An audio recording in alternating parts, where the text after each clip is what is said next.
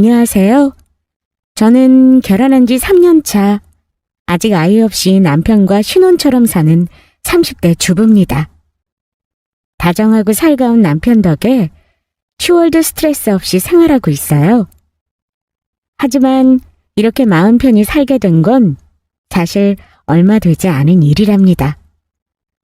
원래 저는 흔한 시집살이 세트 중에서 시어머니와 시누이로 인해 스트레스를 많이 받았어요.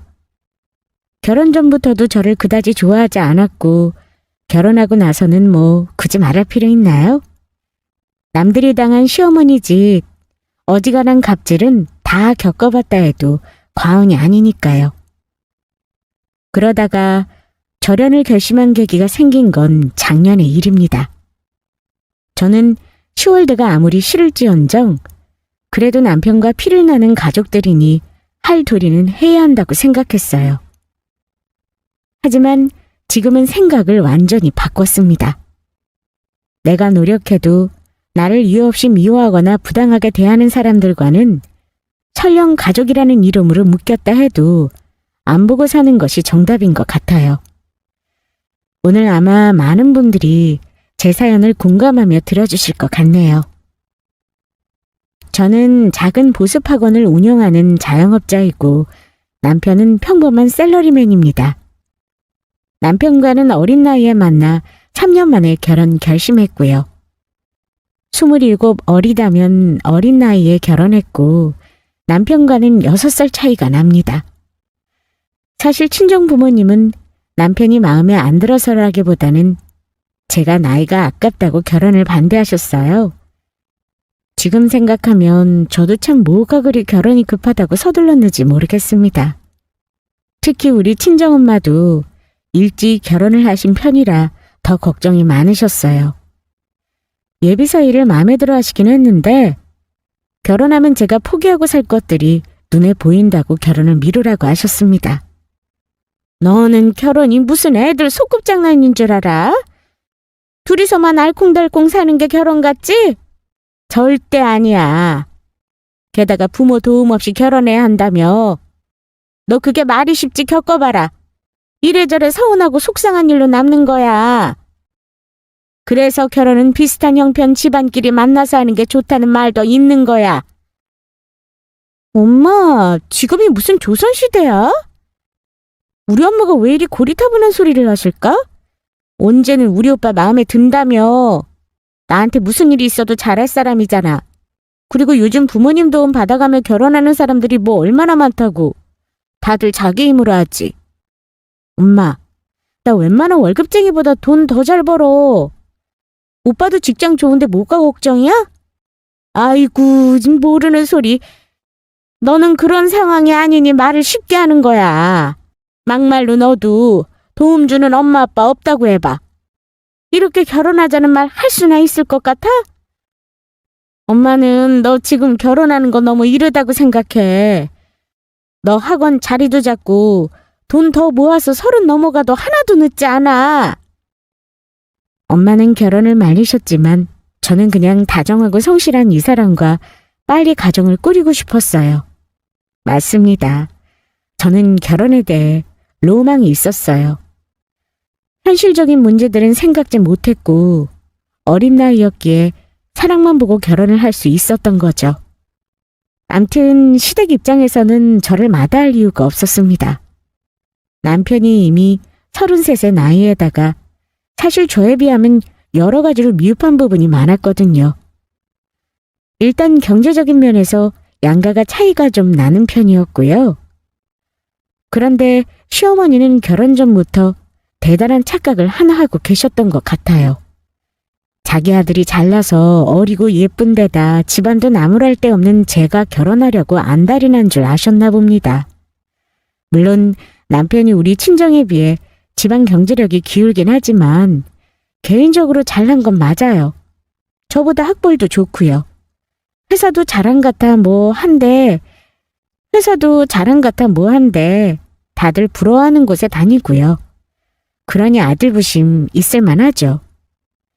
어머니는 우리가 사돈에 비해 돈은 없을지언정 잘난 아들을 사이로 줬으니 그거면 됐다고 하셨고 당신은 아들을 우리 집에 빼앗겼다는 말을 참 자주 하셨습니다. 어쨌든 그리 잘난 아들을 저에게 남편으로 내줬으니 결혼할 때 집 못해준다는 말도 아주 당당하게 하셨나 봐요. 상견례 때 부모님들이 말씀 나누시는데 우리 부모님은 이미 시댁에서 아들 장가 보내면서 집을 해줄 수 없는 형편임을 다 알고 계셨어요. 어린 딸이 시집 일찍 간다고 하니까 계속 말리다가 결국은 사위 착하고 저 아껴주는 모습 보고 마음 여신 거고요. 그리고 그 당시 친정 부모님께는 솔직히 말씀드리지 못했지만 남편이 저에게 결혼을 빨리 하자고 한 사정이 사실 따로 있었습니다. 집에서 빨리 독립해서 나오려면 결혼밖에 없다며 저에게 결혼을 조른 이유는 바로 남편 가족 때문이었어요. 참 우습게도 시어머니는 아들을 그렇게나 자랑스럽게 생각하는데 남편은 그런 시어머니를 부담스러워했습니다. 사실 남편은 장남이 아닌 둘째 아들이에요. 이미 저 결혼할 때 시집간 누나가 한 분 계십니다. 그런데 시어머니도 시어머니지만 남편은 누나랑 형 때문에 어릴 때부터 참 많은 걸 양보하고 살았더라고요. 보통은 아들 있는 집은 장남이든 차남이든 아들이 대우받기 마련인데 남편네 집은 달랐나 봅니다. 살림미천이 딸이라고 말들 하지만 시댁에서 돈 새어나가는 구멍이 바로 시누이였다고 합니다. 저랑 연애하는 중에 들은 얘기인데 누나 때문에 신용불량자 될 뻔했다는 말을 하더라고요. 우리 누나 시집가기 전에 옷가게다가 망한 적 있거든? 가게 내는데 돈 좀 빌려달라길래 대출 내서 빌려줬는데 누나가 처음 몇 달은 잘 갚다가 가게가 안 되니까 나중에는 나 몰라라 하더라. 결국 가게 말아먹고 내가 몇 년 동안 그 돈 갚느라 연애도 못했지 뭐. 지금은? 지금은 다 갚은 거야? 어쩜 오빠 누나는 동생한테 돈을 빌려서 안 갚을 수가 있어? 내 상식으로는 도저히 이해가 안 간다. 지금은 다 갚았지. 우리 누나는 가족끼리 당연히 도와주는 거라 생각했는지 안 갚더라. 대신 결혼할 때는 뭐 바라지 말라고 했어. 누나도 없으니까 동생한테 아쉬운 소리 한 거지 뭐. 누나 사업자금 보태줬다가 망해서 그 빚 고스란히 남편이 다 갚고 거의 마무리될 때쯤 저 만나서 연애했습니다. 결혼 전에도 남편이 말은 안 했는데 제가 눈치를 알겠더라고요. 누나랑 어머니랑 툭하면 남편에게 30만 원씩 50만 원씩 조금 큰 돈 빌려갈 때는 100만 원씩 빌려가기도 했습니다. 그 돈을 도로 갚는지 안 갚는지는 몰라요. 그러다가 결정적으로 정말 이해 안 가는 사건이 한 번 있었습니다. 연애할 때 한 번은 보험회사를 같이 간 적이 있어요. 저는 남편이 보험을 가입하러 간 줄 알았는데 알고 보니 보험 가입해 놓은 걸 해약하더라고요. 환급금도 얼마 안 되는데 보험까지 해약하길래 그동안 부은 돈이 아까워서 물어봤습니다. 그랬더니 황당한 대답을 하더라고요. 사실은 내가 지난달에 누나 급하게 쓰겠다고 해서 돈 1,000만 원을 빌려줬거든? 나도 여윳돈으로 빌려준 게 아니라 빨리 갚아야 하는데 아이 글쎄 우리 누나가 빌려간 돈을 안 주잖아. 일단 연체되면 안 되니까 보험이라도 해지해서 내려고. 미안. 자꾸 너한테 이런 꼴만 보이네. 근데 동생한테 1,000만 원이나 빌려놓고 안 갚는다는 건 이해 불가다. 오빠가 사업자금도 대줬다며. 근데 종종 용돈도 달라고 그러더만 그 큰 돈을 빌려놓고 배를 짠다고? 오빠는 그 돈 갚으려고 보험까지 해약하고? 내 상식으로는 이해가 안 간다.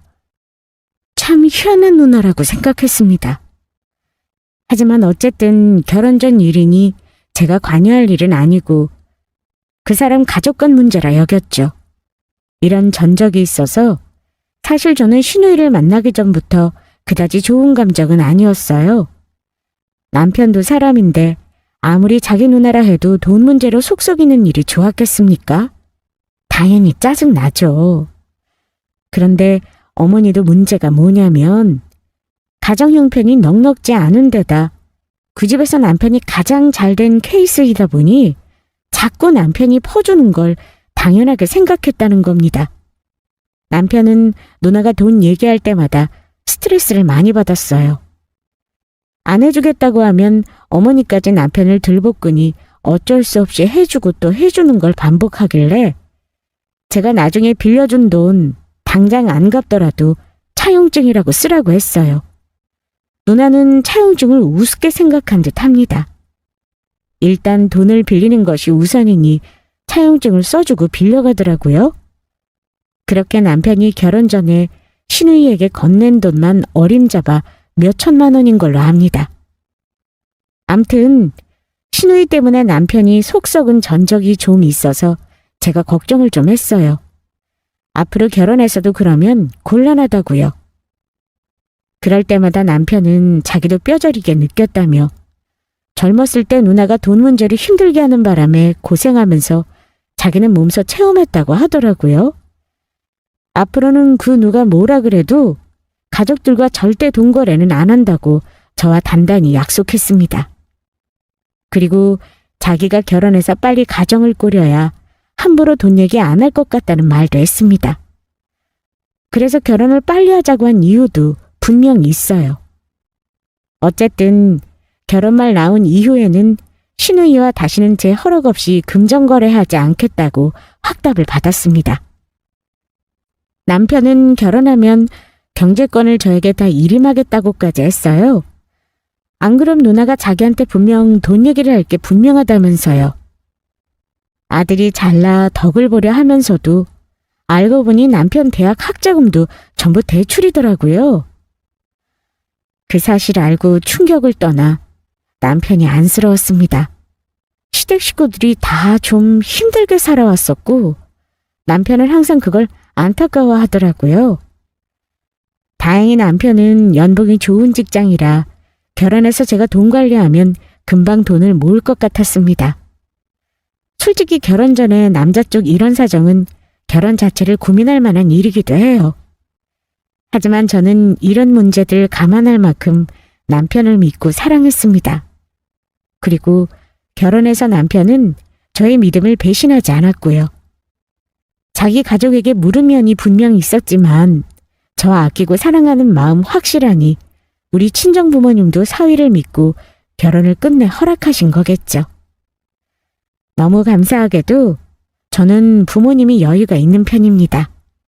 아빠도 사업을 오래 하셨고 어릴 때부터 돈 걱정한 적은 없어요.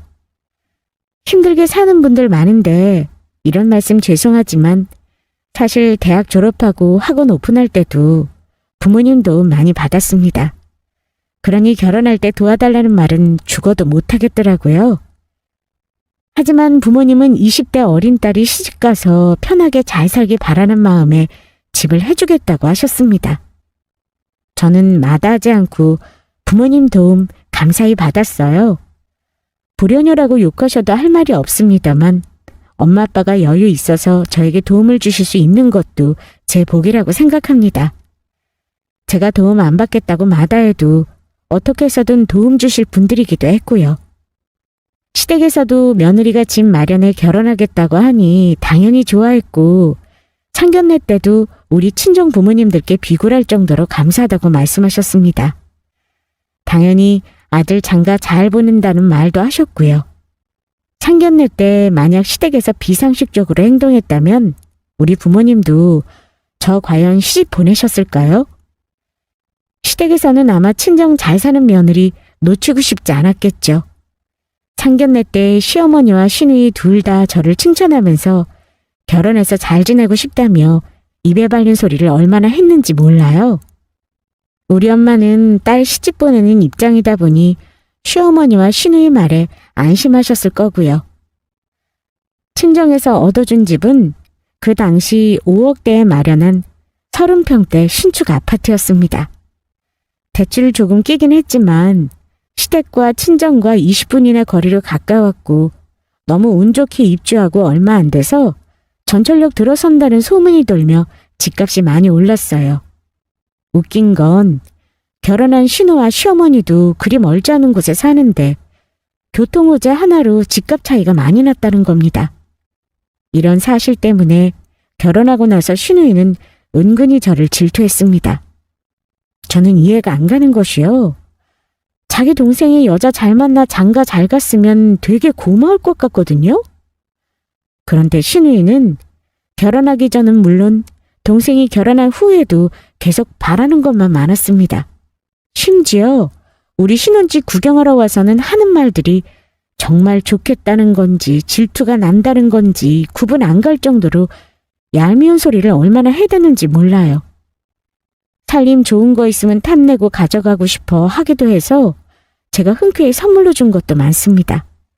그런데 한 번은 우리 집에 어머니랑 오셔서는 진심인지 농담인지 우리 부부 사는 아파트로 이사하고 싶다는 말을 슬쩍 하더라고요.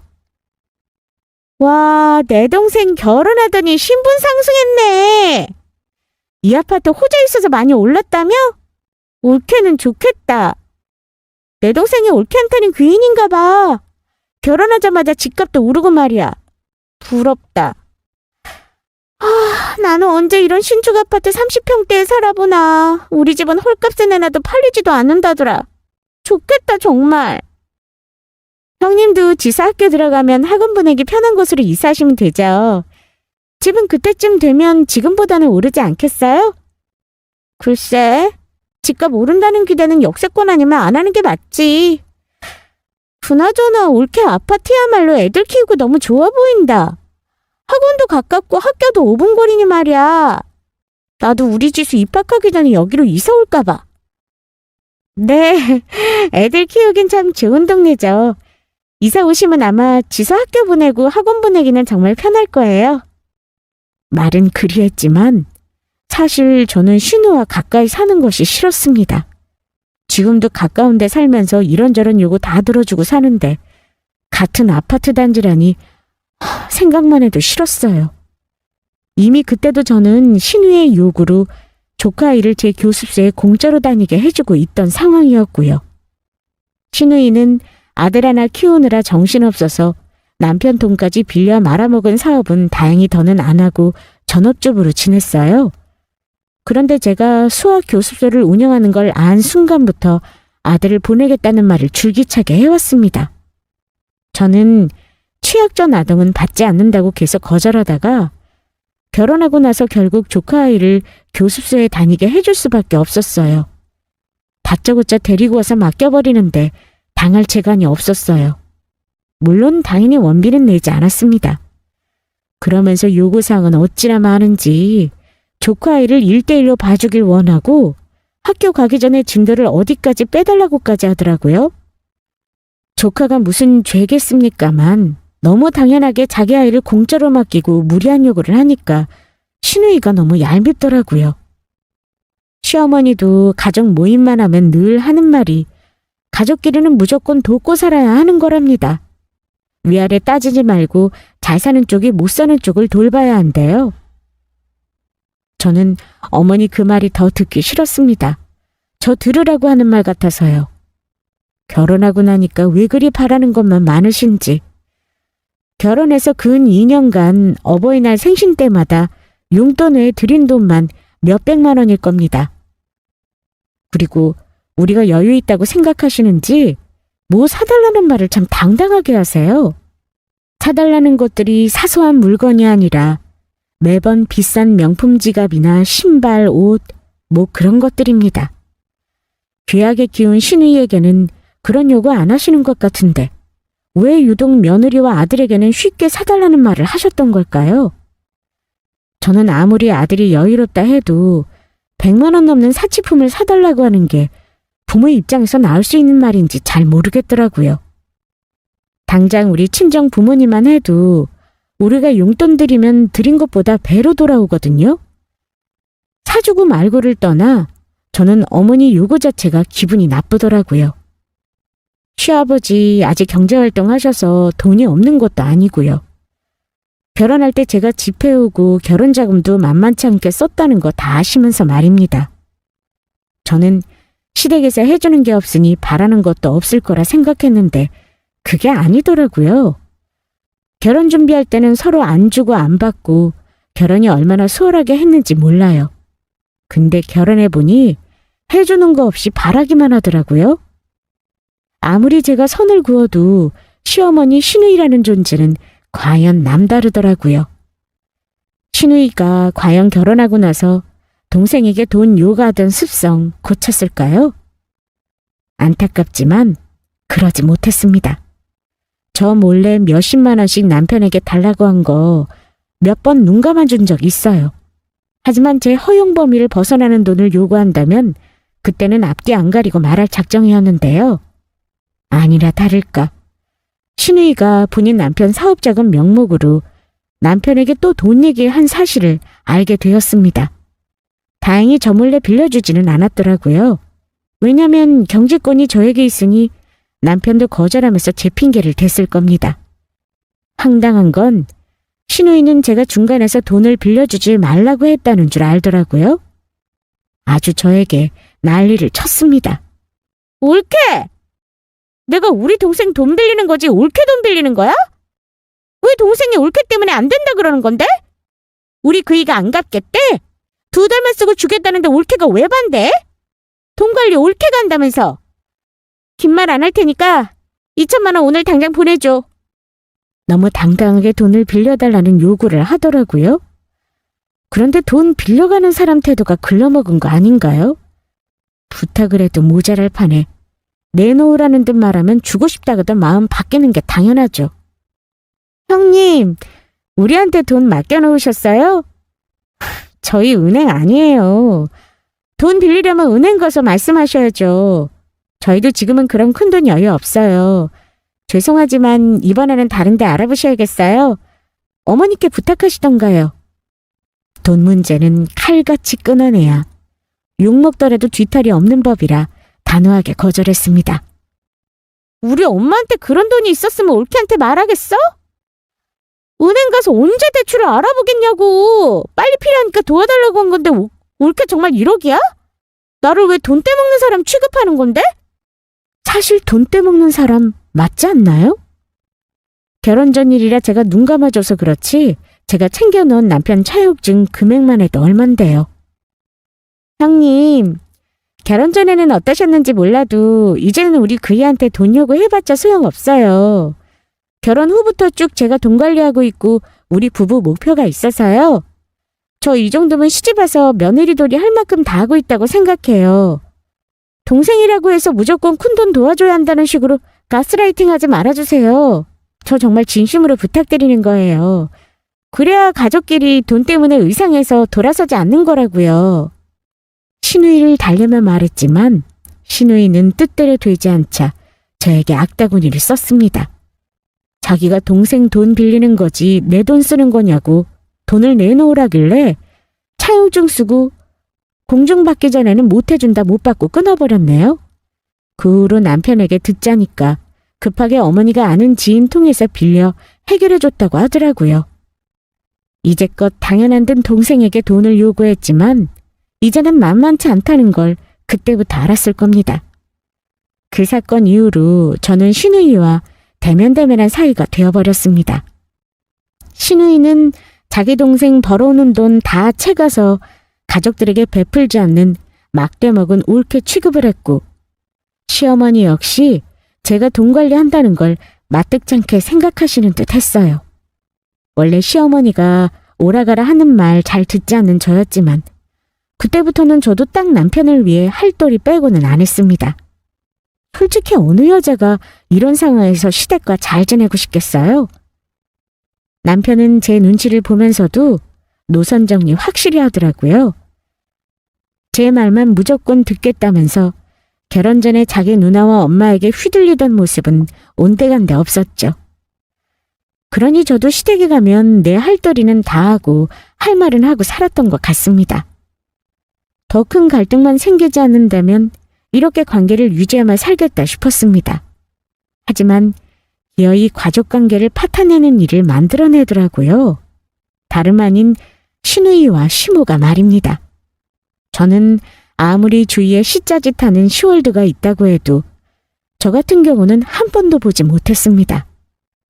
글쎄 우리 부부에게 금전적인 요구를 멈추나 했더니만 이제는 더한 걸 내놓으라더군요.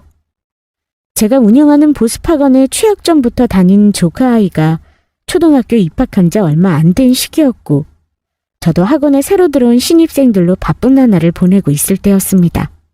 우리 부부는 점점 안정되어 갔지만 신우이는 남편이 하는 사업이 잘 안 돼서 이사도 못 가고 집 대출도 한도까지 다 뽑아서 썼다고 들었습니다. 욕심은 많은데 현실이 받쳐주질 못하니 자기가 왜 이렇게 구질구질하게 살아야 하냐면서 맨날 한탄하는 소리 시댁에 갈 때마다 들었어요. 불평불만만 하고 도움만 바라는 습성을 버리지 못한 건 여전했습니다. 그런데 하루는 시어머니가 온 가족을 소집하셨습니다. 무슨 날도 아닌데 말이죠. 분명 좋은 일로 소집하는 건 아닐 테고 왠지 불안하더군요. 아니나 다를까 제 입장에서는 절대 좋은 일이 아니더라고요. 시어머니는 웬일로 제가 좋아하는 음식들을 차려놓고는 이런저런 쉰소리를 늘어놓으셨습니다. 그날따라 신우이도 저를 잡아먹을 듯한 표정을 풀고 가만히 있길래 대체 뭔 말을 하려 그러나 했는데요. 어머니는 갑자기 우리 아들 장가 참 잘 갔다는 소리로 포문을 여셨습니다. 우리 아들이 잘 사니까 그래도 내가 걱정 하나는 덜고 산다. 이게 다 새아가 네가 야무진 덕이지. 그래서 말인데 오늘 내가 너희 둘한테 큰 부탁하려고 불렀어. 내가 예전부터 그랬지. 힘든 가족 있으면 서로 돕고 살아야 하는 거라고. 남편은 그동안의 눈칫밥으로 시어머니가 또 돈 얘기를 할 줄로 알았던 것 같습니다. 어머니 입을 틀어막겠다는 의도로 중간에 말을 끊더라고요. 엄마, 가족이라도 돕고 사는 거 당연한 거 아니에요. 나 힘들 때 엄마나 누나가 뭘 해줬는데 돈 얘기할 거라면 그만둬요. 우리 그냥 갈라니까. 그러자 어머니는 눈을 흘기시며 설레발은 엄마가 너한테 할 말이 돈 얘기뿐이든 너는 엄마를 대체 뭘로 보고 그런 거 아니야. 대신 이번에는 너희가 꼭 좀 들어줬으면 해. 무슨 일인데 그러세요? 저도 들어봐야 고민을 하죠, 어머니. 큰돈 드는 일 아니니 해줄 거라 믿고 얘기하마. 지수가 올해 초등학교 입학한 건 알지? 새아가 내가 우리 지수 공부 열심히 봐준 덕에 공부를 곧잘하는 모양이야. 근데 문제가 뭔 줄 아니? 그 조그만 게 애들이 벌써부터 사는 동네로 편을 가른다지 뭐니. 내가 그 소리 듣고 얼마나 가슴이 철렁하든지. 예, 내가 돌려 말 안 하고 얘기하마. 너희 지금 사는 집 말이야. 네 누나네랑 바꿔서 살아라. 오늘 그 말하려고 너희들 다 부른 거야. 저는 두 귀로 듣고도 내가 지금 무슨 소리를 들은 건가 했습니다. 그러니까 어머니는 지금 저에게 집을 신우이랑 바꿔서 살라는 말씀이셨습니다. 어머니, 지금 우리 집이랑 형님 집을 바꿔서 살라고요? 친정에서 해준 제 명의 집인데요? 아이고, 그걸 누가 몰라? 아니, 누가 지금 당장 명의를 바꾸라든? 일단 지수가 학교생활 자신감 붙게끔 집만 바꿔 살자는 거야. 아니, 너희 사는 아파트에 지수 친구들이 많다더라. 거기 아파트 사는 애들끼리도 학원도 같이 다니고 어울려 다닌대. 그리고 지수네는 강아지도 있어서 좁은 집 사는 게 많이 불편할 거다. 너희는 아직 아이도 없으니 좁은 집 살아도 괜찮아. 안 그러니? 어찌 생각해볼 시간을 줄까? 황당하게도 시어머니는 조카가 초등학교 입학후 사는 동네로 친구를 가려 사귀는 아이들 틈에서 기죽지 말게 하자며 우리 부부 신혼집과 집을 바꾸자는 말도 안 되는 소리를 하셨습니다. 차라리 조카 주소만 우리 집으로 해놓는다고 하면 이해를 할 텐데 이건 뭐 아예 신우이 집과 우리 집을 바꾸라며 심지어 명의도 나중에 바꾸라는 소리를 하시는 겁니다. 우리 집과 신우이 집이 시세 차이만 해도 3억이 넘어요. 게다가 신우이 집은 저 시집 오기 전부터 오르지 않는 가격 그대로입니다. 그런데 그 집을 뜬금없이 조카의 학교에서 기죽지 않아야 하니 시누이 집과 바꿔 살라는 게 말이 됩니까? 이런 황당한 요구에 대답을 해야 하는 자체가 짜증나는 상황이었습니다. 남편 역시 황당해하긴 마찬가지였습니다. 저보다 더 얼굴이 벌개져서는 화를 참으며 말했죠. 엄마, 누나, 지금 이게 뭐 하는 짓이에요? 누나 집이랑 바꿔서 살라뇨? 처가에서 우리 집사람 명의로 큰맘 먹고 장만해준 집이에요. 한 달만 바꿔 살자고 해도 황당할 판에 집을 바꾸라고요? 명의를 당장 안 바꿔도 된다는 것도 무슨 소리예요, 엄마? 그 집이 누나 집이랑 비교나 되는 줄 아세요? 남편은 불같이 화를 냈습니다. 남편이 하는 말이 딱 제가 하고 싶은 말이었죠. 그런데 시어머니도 시어머니지만 우리 시누이는 정말 강적이었습니다. 야, 너는 네 마누라 남편이기 전에 우리 엄마 아들이고 내 동생 아니냐? 너는 애도 없고 어디 살든 누구한테 보이길 꺼리낄 게 있어? 네 하나뿐인 조카가 학교 다니면서 기죽는다잖아. 너희 집 지금 오를 만큼 올랐고 내 집은 오를 일만 남은 거 몰라? 몇 년 있으면 어차피 시세도 맞춰질 텐데 그냥 명의 바꿔 살면 번거롭지 않고 좋잖아. 내가 뭐 공짜 바라냐? 내 집이랑 맡겨라는 건데 왜 사람을 날강도 취급하는데? 그래, 네 누나 말이 맞아. 그리고 너희는 애 안 낳을 거라며. 먼 훗날을 생각해봐라. 네 조카가 잘 돼야 니들한테도 잘하는 거야. 그러니까 투자한다고 생각해라. 한날 한시에 집 옮기려면 아무래도 이삿날을 좋은 날로 잡아서 하는 게 좋을 듯 싶어. 그러니까 빨리 결정했으면 하는구나. 상식적인 사람이라면 누가 들어도 시누이와 시모가 억지를 부린다는 걸 모를 리 없죠. 하지만 이미 두 사람은 사전에 작정을 했는지 우리 집을 내놓으라며 성화였습니다. 상식적이지 않은 사람들에게 말이 통할 리 없다고 생각했어요. 그래서 저는 안 된다는 거절 대신 다른 방법으로 두 사람을 떨쳐내고자 했습니다. 남편은 저에게 민망한 듯 펄쩍 뛰며 절대 안 된다고 했어요. 하지만 제가 화내는 남편을 일단 만류했습니다. 그리고 어머니와 시누이를 똑바로 쳐다보며 웃는 얼굴로 말했죠. 그럴까요, 어머니? 어머니 말씀 듣고 보니 일리가 있네요. 근데 어머니 아시다시피 그 집은 친정부모님이 해주신 거잖아요. 어쨌든 당장 명의 바꾸지 않는다 해도 나중에 우리 부모님이 아시면 엄청 속상해 하실 거예요. 아니면 어쩌면 화내실 수도 있어요. 그러니까 저도 조건이 하나 있는데 그거 들어주시면 어머니 말씀대로 형님이랑 집 바꿔 살아볼게요.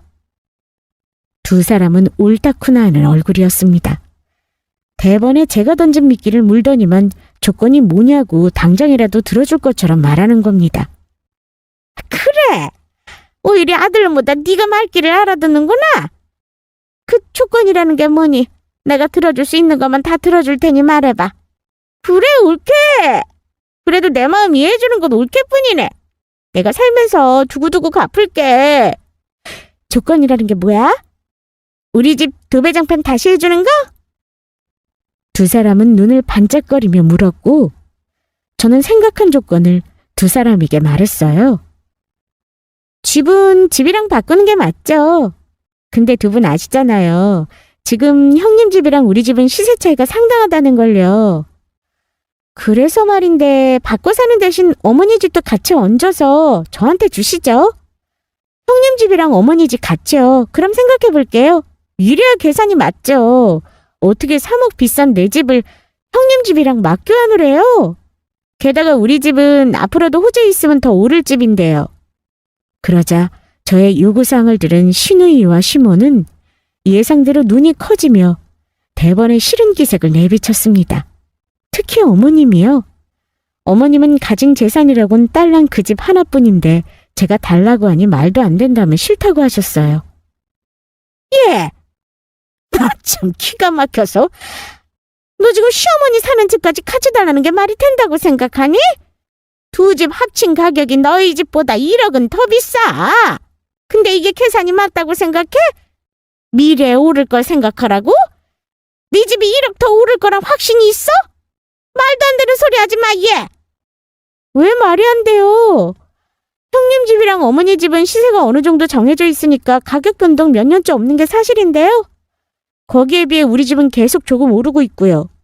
제 계산이 맞죠? 두 집을 제 명의로 해주신다고 약속하면 저도 생각해본다니까요? 이 조건 아니면 저는 집 못 내드려요. 두 사람은 더 난감한 표정을 지었습니다.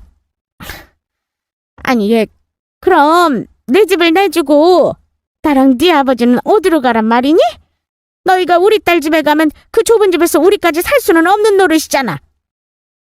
당연히 어머니는 아들과 같이 사는 걸 염두에 두고 있길래 저는 단호하게 말했습니다. 어머, 어머니, 왜 넓은 집 놔두고 좁은 집 와서 살려고 하세요? 어머니랑 아버님은 형님 집으로 가시면 되죠. 그 좁은 집에 불편하게 뭐하러요? 아들네랑 같이 살 생각 마시고 어머니가 집까지 갖다 바치고 싶어하는 귀한 딸네 집에 가서 사시면 되죠. 안 그래요, 여보? 남편은 제 말을 듣고 의도를 간파했는지 덩달아 맞장구를 쳐주었습니다. 맞네, 맞아. 당신 말이 100번 맞아. 엄마, 누나, 우리 집사람 계산대로 하면 되겠네요. 그럼 싸울 일 없지. 그리고 나랑 살겠다고 하지 마세요, 엄마. 누나 지금 사는 집에 화장실도 하나인데 우리 아직 신혼이거든요? 나는 절대 어머니 아버지랑 그 집서 살 생각 없으니까 누나네 집 가서 살아요. 우리 집이랑 바꾸면 화장실도 2개니까 괜찮겠네. 어머니는 곤란하신지 대답을 못하더라고요. 아무리 딸내미 편이라지만 당신 사는 집까지 며느리에게 주고 나올 수는 없으셨을 겁니다. 아이고, 일을 어쩌면 좋아. 나는 그렇게는 못하겠구나. 재산이라고는 이 집 하나뿐인데 이 집 줘버리면 나랑 네 아버지는 낙동강 오리아 신세 되는 거 아니냐? 그리고 내가 딸 집에서 사위 눈치 보며 살 일 있니? 그건 못한다.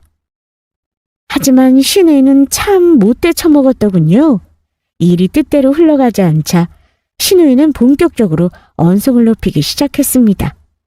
야, 니들 진짜 너무하는 거 아니냐? 이게 지금 바꿔주기 싫어서 수작 부리는 거잖아. 뭐? 엄마 집까지 같이 달라고? 옳게. 그렇게 안 봤는데 정말 계산적인 사람이네. 이게 날강도 심보가 아니고 뭐야? 너희들은 애가 없으니까 내 심정 몰라. 가족끼리 정말 이럴 거야? 악을 쓰며 우리를 나무라는 신우이를 보며 저는 오히려 차분해지더라고요. 이런 말도 안 되는 요구까지 들어가며 가족 간의 인연을 더 이어갈 필요 없다고 생각한 저는 두 사람에게 단호하게 말했습니다. 날강도요? 지금 누가 누구더러 날강도라는지 모르겠네요. 아니, 3억이나 차이 나는 집이랑 바꾸자는 사람이 날강주지 누가 날강도예요? 길 가는 사람 아무나 붙잡고 물어보세요. 그게 이치에 맞는 소리인지 가족끼리 이럴 거냐고요? 형님이야말로 이러는 거 아니세요? 결혼 전부터 우리 남편 이용해 먹고 돈 뜯어간 거 저 다 모른 척하고 넘어갔어요. 결혼 전 일이니 내가 관여할 바 아니었고 결혼하고 나면 그만하실 줄 알았고요. 근데 돈이 아니라 집을 내놓으라고요? 지난번에 돈 문제로 절연할 뻔했을 때 그냥 인연 끊어버릴 걸 그랬네요. 제가 등신같이 참고 넘어갔더니만 사람을 완전 호구로 보셨는가 봐요? 사람 잘못 보셨어요. 저 그렇게 만만한 사람 아니거든요. 우리 그이도 이 집 아들이기 전에 내 남편이고요. 개소리에 맞대응할 생각 없으니까 내 아파트가 그렇게 탐이 나면 땡빚을 내서 어디 한번 살 궁리해보세요. 살다 가족이라는 이름 내걸고 집 바꾸자는 시대값질은 또 처음이네. 시어머니와 시모는 제가 쏘아붙이자 잠시 대꾸할 말을 잊은 듯 당황하더군요. 그때 남편이 큰 결심을 한 듯 자기 누나에게 말했습니다. 우리 집사람한테 정말 민망하다. 누나랑 엄마 때문에 내가 고개를 들 수가 없어. 나 배려해주고 이해해주는 우리 집사람한테 더 이상 이런 꼴 보이며 살 수는 없을 것 같아. 누나, 미안하지만 이제 나한테 빚 청산 해줘야겠어. 그러자 신우이가 뭔 개소리냐는 듯 남편에게 화를 내더라고요. 내가 너한테 무슨 빚이 있다고 청산이니 뭐니 짓거려. 집 바꾸기 싫으면 그만두는 거지. 아니? 누나 나한테 갚을 돈 있잖아. 내가 가만히 있으니까 가만히로 보여?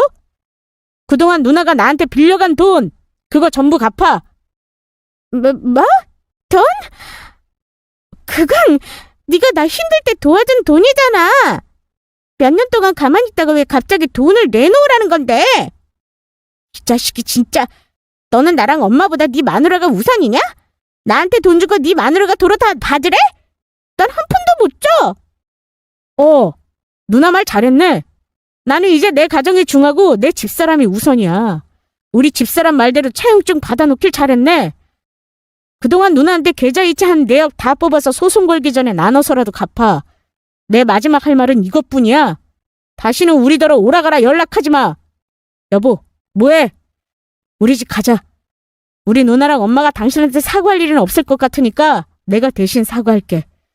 진짜 미안하고 여기 다시는 오지 말자. 시어머니와 시누이는 우리 남편이 폐륜을 저지른다며 악을 썼습니다. 불효자니 마누라밖에 모르는 놈이니 어쩌고 하는데 역시나 구제불능이라는 생각이 들더라고요. 자식이 부모 안 보겠다고 하면 폐륜이고 부모 형제가 가족이라는 이름으로 강도짓하는 건 폐륜이 아니랍니까? 이 사람들과 확실히 끝내려면 남편과의 과거 청산을 확실히 해야 할 듯 싶더라고요. 그래서 저도 신우이에게 마지막 한 방을 날렸습니다. 형님은 가족 운운하면서 우리 남편에게 해준 게 뭐가 있으신가요? 동생 돈을 그동안 우습게 생각하셨나 본데 갚으려면 얼마나 힘든 돈인지 제대로 아셔야죠. 조만간 소장 날릴 거니까 가족끼리 법적 분쟁하기 싫으면 나눠서 갚으시는 게 좋을 겁니다. 저 역시 오늘 이후로 형님이랑 어머니는 내 가족으로 생각 안 할 거고 며느리 둘이니 뭐니 그딴 거 안 할 거니 그리 아세요. 멍하니 서 있는 두 사람을 두고 남편과 시댁을 빠져나왔습니다. 남편은 속이 후련하대요. 그리고 한다는 말이 오늘 같은 날이 언젠가는 올 것 같아서 늘 하고 싶은 말을 연습해 두었답니다. 그리고 누나한테 그동안 빌려준 돈 한 푼도 빠짐없이 다 돌려받겠다고 자기 때문에 못 볼 꼴 봐서 정말 미안하다고 하더군요. 저야 시댁이지만 남편한테는 가족인데 얼마나 속에 맺힌 게 많으면 절연하겠다는 말을 한풀이 하듯 말했을까 싶어 남편이 안쓰러웠습니다. 저야 그동안 하도 쌓인 게 많아 절연하는 건 놀랍지도 않았고요. 우리 두 사람이 계속 시모와 신우 때문에 스트레스 받고 사는 건 아니다 싶었어요. 그렇게 시댁과 단번에 절연 선언한 이후 신우이랑 시모는 온갖 술수로 남편을 구슬리며 저와의 사이를 이간질시키려 했지만 남편이 전부 차단했고 오히려 신우이에게 빌려간 돈을 돌려달라고 재촉했습니다. 하지만 신우가 순순히 돈을 돌려줄 리 없었죠. 그래서 결국 남편은 신우이를 고소했고 소송까지 민사로 진행하려고 소장을 날려줬네요. 그제야 정신이 번쩍 드는지 신우이가 한풀 꺾여서는 가족끼리 정말 이럴 거냐며 나눠 갖겠다고 취하해달라고 하더라고요. 돈 일부 돌려주고 매달 나눠 갚으면 취하 고려하겠다고 하니 그제서야 알겠다고 하길래 3개월 동안 돈 들어오는 거 보고 형사 고소권은 취하해 준 걸로 압니다. 1년 넘게 절연 상태로 지내며 아직까지 남편에게 매달 30만 원씩 갚고 있어요. 좀 매정하다 하실 수도 있겠지만 저는 이게 맞다고 생각해요. 동생 돈 우습게 알고 가족이라면 이래도 된다고 가스라이팅하는 거 제대로 응징해줘야 본인이 한 짓이 폭력임을 인지할 사람이니까요. 아무튼 저는 남편 덕에 시댁 스트레스는 이제 안 받고 삽니다. 다들 저의 절연 사연 재미있게 들으셨나요? 아마 대한민국 시월드 중에 억지 부리기로는 1순위가 아니었나 싶네요. 저는 시댁 때문에 스트레스 받는 분들에게 절연이 답이라고 말하고 싶지는 않아요. 하지만 저같이 답 없는 상황에서는 절연도 방법이라는 말씀을 드리고자 저의 사연을 공유해 봤습니다. 저의 사연을 거울 삼아 다른 분들이 현명한 길을 찾길 바라봅니다. 감사합니다.